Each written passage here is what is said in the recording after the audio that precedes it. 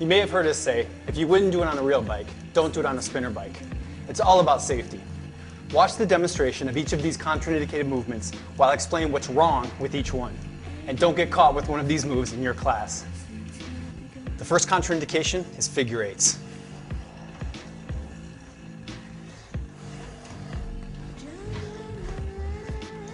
Figure eights can throw off your balance. The back can also be injured by the twisting movement. Next contraindication is push-ups.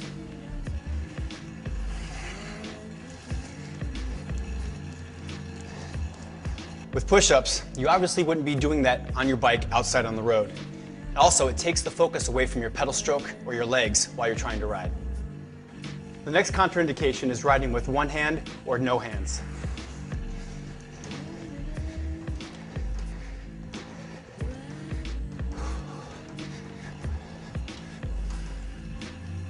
Riding with one hand or no hands, you could lose your connection with the bike. You can't maintain a smooth pedal stroke. Your hand could slip, and if your foot slips off the pedal, it would be difficult to steady yourself with only one hand. The next contraindication is riding seated in hand position 3 or in an aero bar position.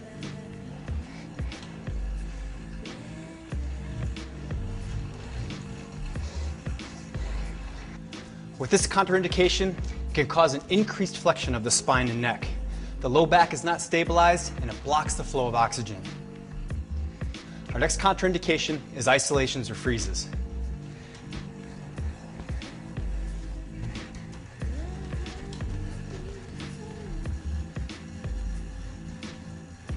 With isolations or freezes, tension is transferred to the knees and to the low back.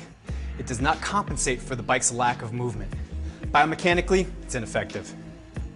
Next contraindication is squats.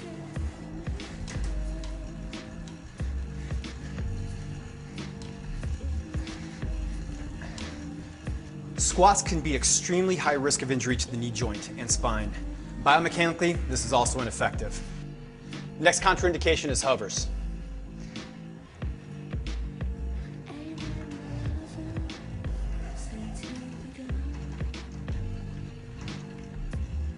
So with hovers, there's a high risk of injury to the knees, back, neck, and shoulders. It does not allow for release of energy, which can cause tension. It also doesn't allow for a proper pedal stroke. The next contraindication is pedaling backwards. Pedaling backwards on a fixed gear bike may hyperextend the legs. The pedal cages aren't designed to keep your feet in the pedals in this direction. This may also eventually unscrew the pedals from the crank arms. The last contraindication would be stretching on the bike.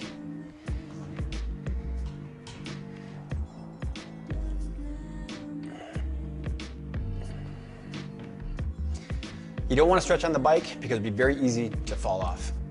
So now you know why it's not safe or effective to use these contraindicated moves.